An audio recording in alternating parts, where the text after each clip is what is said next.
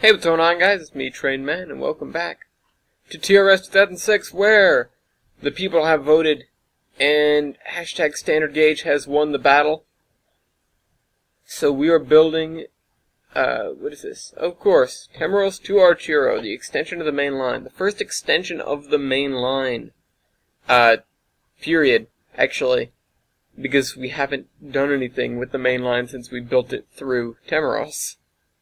So that's the extension right there. That's the length of it. And I was just worried about the fact that those areas refused to render. But then I had to go about and make it the level that is our base level right now, which is 200 feet above sea level. So in a minute I'm going to go and get...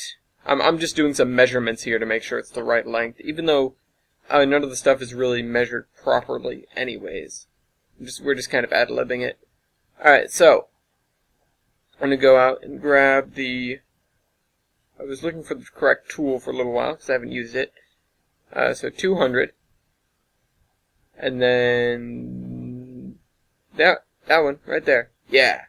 Alright, so we start off by making this area the proper height. And that did take a little while, but it's going to be worth it in the long run. Now there is a cut here coming up, so...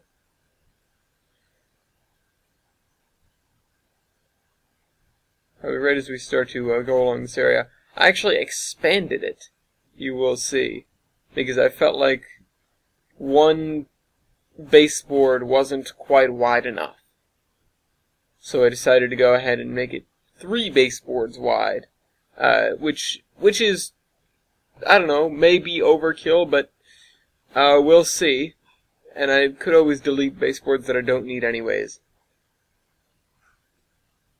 Yep. And now I'm just wrapping up the end of it there. That was the last area to fill in. If you'll look right now, we've got... oh wait, this one. There's a spot. This one I realized I was on Plateau Tool for some reason. So we fill in this last little ravine.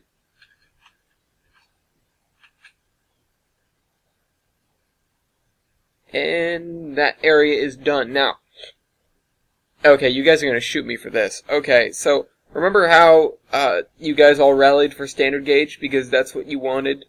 And because I have been doing narrow gauge for a while?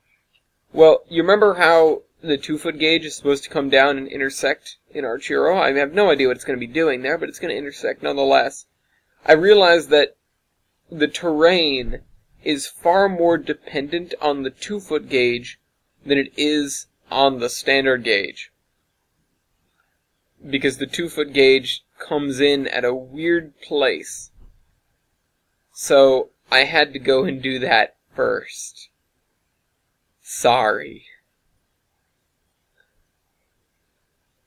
But, I'm just trying to figure out I was trying to find the track for a while. I don't know why I didn't go over and just grab it, but that took me a bit.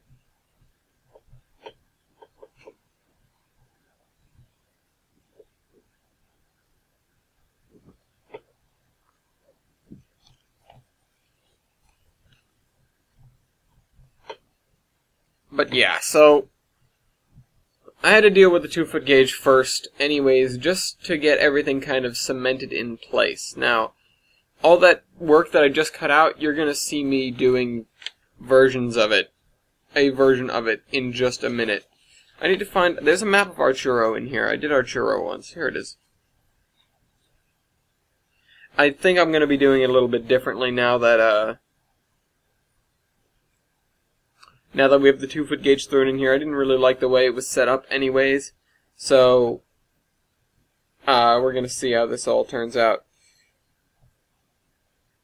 Also, I realize now that I put in the product backwards. It's a pulp mill, so we'll be having lumber coming down from Motico.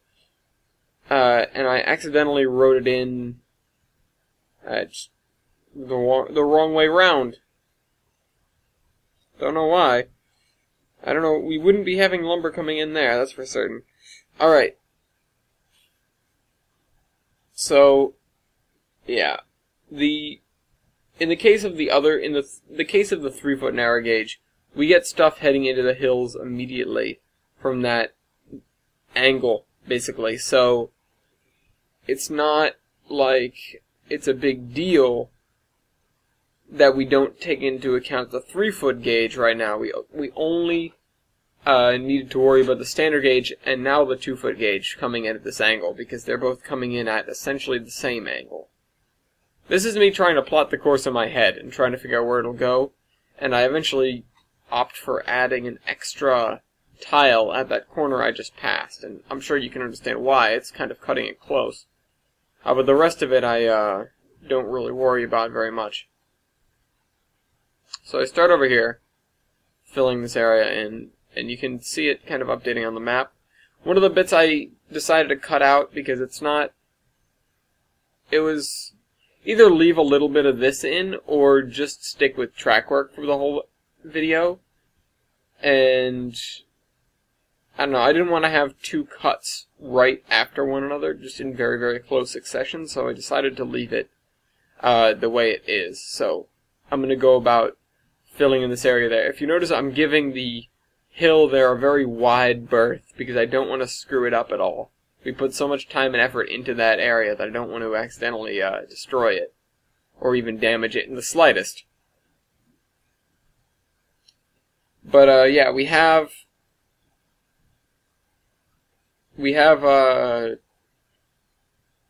this area taking precedence. I guess unfortunately for those of you that were #standard gauging. Jader, to name the leader of the pack there. And, but I do commend you guys for that landslide victory over the closest one, which I think was Galgoro to Lambit, at 3 votes. So you more than doubled that closest vote. In fact, you got 2 times more than all the other votes combined, which is also impressive, until you take into account that there was only 1 other vote anyways. So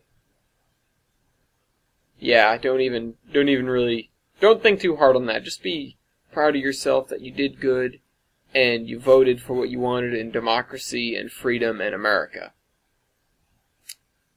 Yeah. Alright, so moving on to some other, or not really moving on, but sticking around talking about some other topics that have to be talked about right now. I had a couple of issues with the track work. Well, they were resolved. In the past, I never paid too much attention to grades, and you guys know that. And I'm not talking about very recent past, I'm just talking about in the past in general, and I don't remember how much I did this with regards to the last section of track we built, but either way, it was quite a while ago. When I went to build this section of track over here, I had the map open the entire time, and I was zoomed in on the track, and I was actively gauging the different gradients, because I needed to make it sensible, essentially. I mean, 2-foot gauge can be even nuttier than 3-foot gauge in some cases. Like when we get over to Index, or like the switchbacks to the coal mine at Sesquica. But either way, it's just, I wanted to make it more sensible, and it'll pave the way for me making sense with other gradients, and also on the subject of things that slope nicely, I'll probably be putting a lot more effort into making the mountains far more realistic than they were previously. Although it may take away some of the splendor of the current areas that we've done versus the new ones, I mean. It may make the new ones look kind of dull in comparison to the stuff around Sesquica. But they will certainly look more real, I'll give you that. Or, well, I'll try to make sure. And if I can't, then I'll just give up and go back to very pointy, very large mountains. Who knows? Who knows how this might turn out? So that's that area, nice and flat. So I come back over here. I look at how this area lines up and realize that there's this giant gash, basically. I keep an eye on where that 3-foot gauge is supposed to go, and I make the decision to cross the tracks over to the other side of the river. I mean, it already looks like they're pointing that way, unless the river wants to make a very abrupt kind of juke. Oh yeah, here's where I decided to add that extra tile in, because I knew I'd be bringing the tracks much closer to it than I had originally planned for.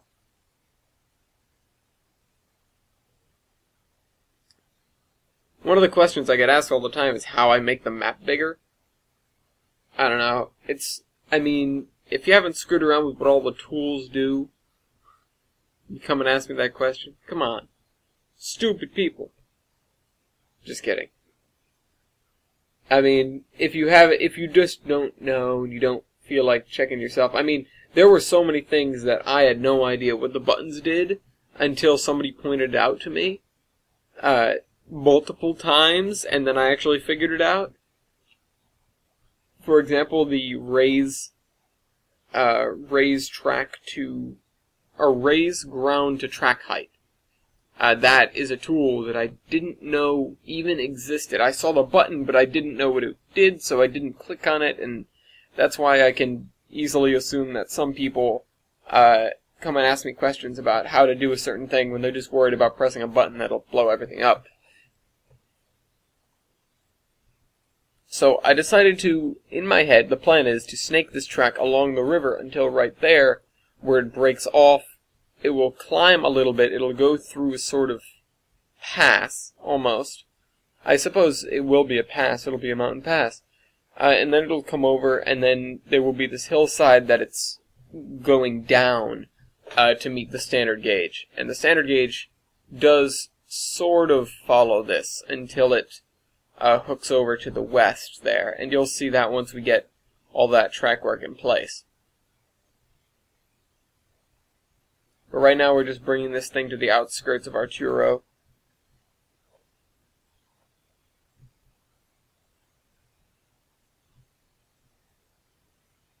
Or where the outskirts of Arturo will be. It is a single block town, so it will be included in our construction of this area.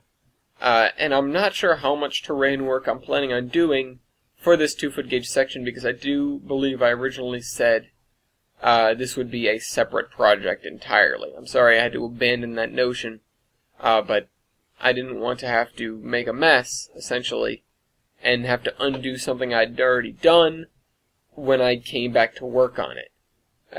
It just wasn't something I wanted to have to do, of course.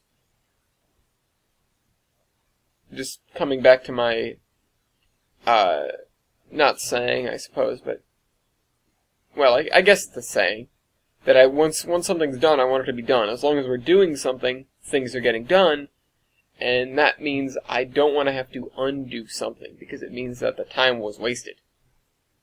So I wanted to mark that one out with the river, but I realized that it would be a little bit, I don't know, time-consuming to measure that spot as well.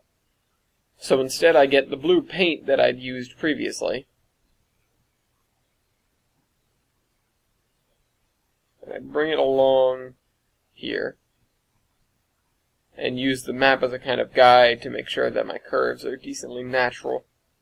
And that the alignment of everything makes sense and still works. And of course we are going to be adjusting it once we get all the terrain in place for this section. But I just needed the basic line of where the water was going to go. The track, the 2-foot gauge track, will most definitely be adjusted profusely, because it has to be all wibbly-wobbly, as opposed to the straight lines. In fact, I believe I hit the straighten button on some sections just to make my track planning easier. So now, this is after I had done all that grading. And I'm coming in here with the tool that I didn't know existed for a while. And I'm just bringing the embankment up to the suitable height of the track, in order for us to do work on it, I suppose.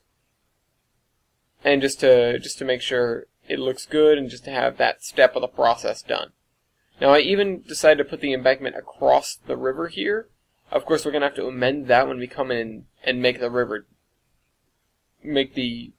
ground around the river, and the river bed.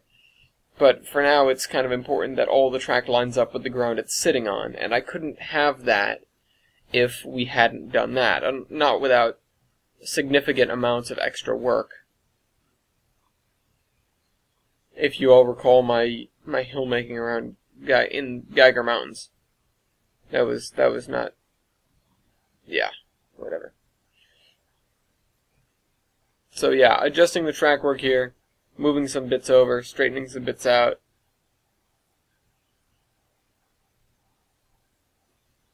And we're probably going to be doing a lot more of this if we when we come back to revisit this in a more serious manner. Now you notice the low point is there where it breaks away from the river, then it goes through the mountain pass, and then comes back down to the other side to Arturo.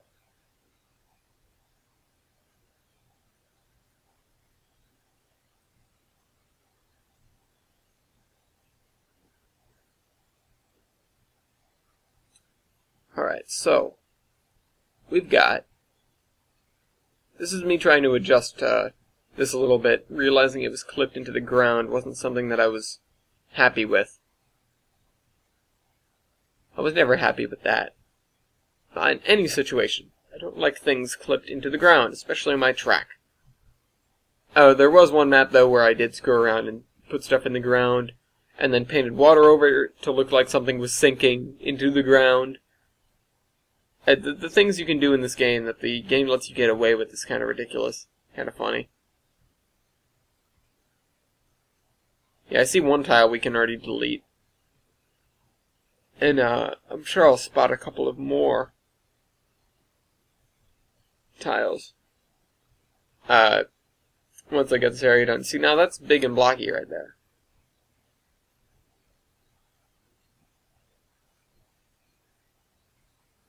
Of course, most actual trains routes are even more seriously chubbed up with extra tiles and things. But this isn't your average trains route. This is Ellis building a route and not caring about what you can't see from the track.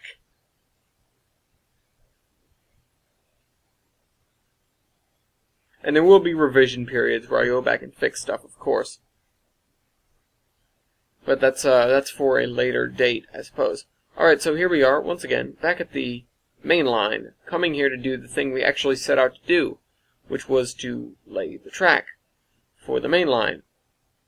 I had no ideas about how this, I knew I wanted to zigzag a little bit, but I had no ideas about how it would work.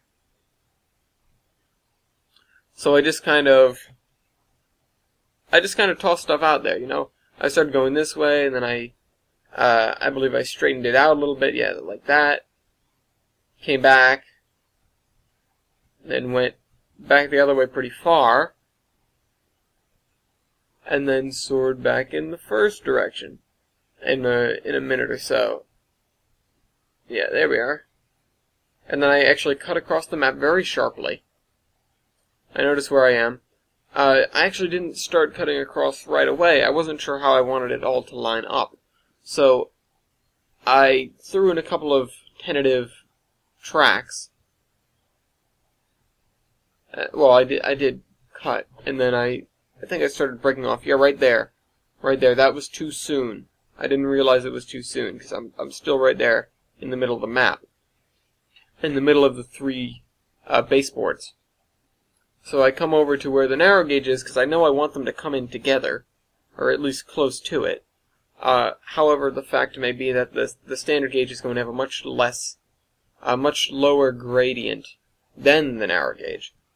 But I kind of follow along the side for a little bit, at least as close as I can get without riding up the side of the embankment, and then I break off.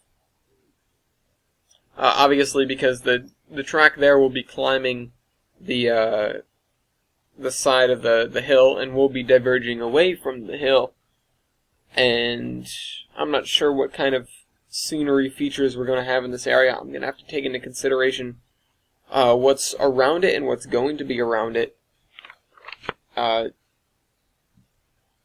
think on the west side there, especially once we leave Tamaros, it's just going to be a gently ascending tree-filled slope, because that will ascend towards Lambit.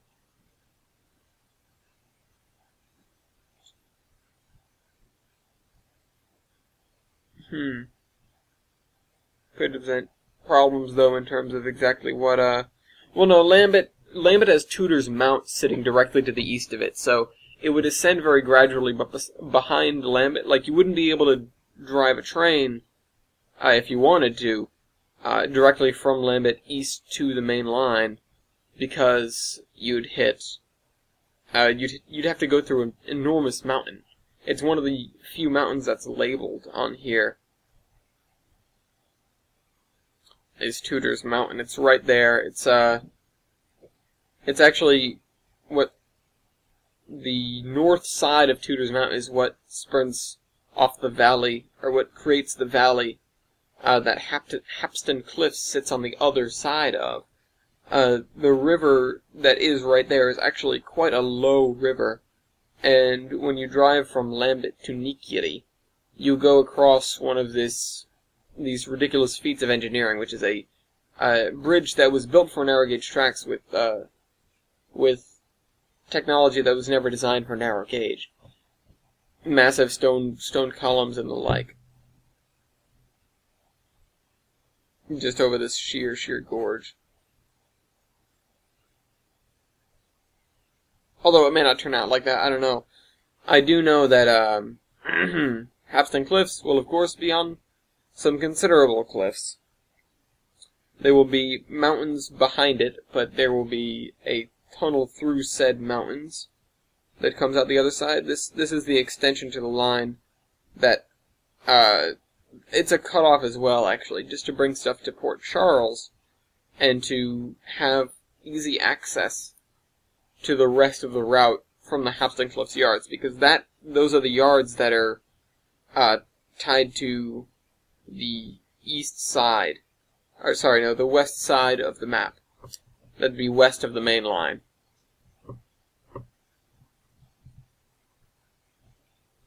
There are only 2 narrow gauge yards, and they're both in the south hemisphere, the south half of the map.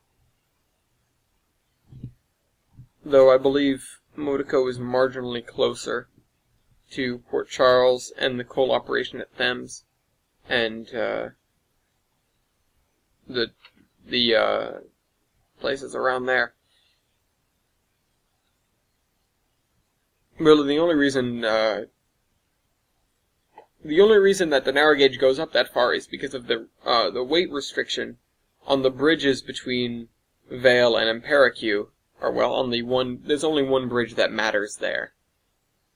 But between Vale and Amperique, there's a weight restriction on the bridge, and you can't bring heavy coal loads that way. So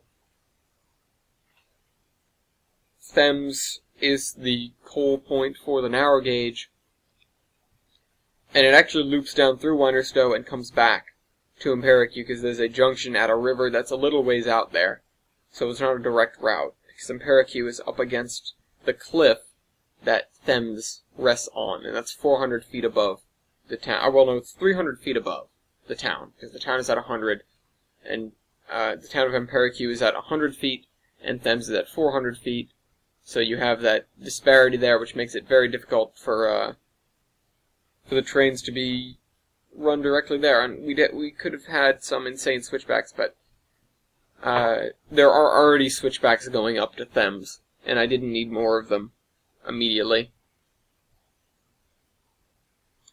Weinerstowe, I'm thinking I'm going to change it from just a grain point to a staging area for the trains going up to Thames.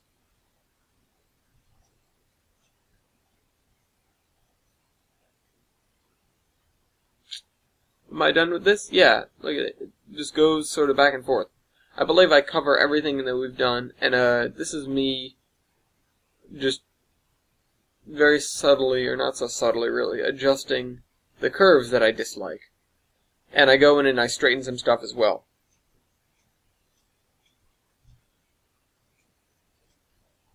So, yeah, the Hapsden Cutoff, I guess you could call it, and the very long tunnel that goes with it connects the line from Hapsden, or connects the yards at Hapsden Cliffs to the junction at this lake that's way out there, kind of in the middle of nowhere. So, which is why I decided to relocate this junction to be next to it, or else you'd never see the lake, and it'd be just a point on a map instead of something in the map.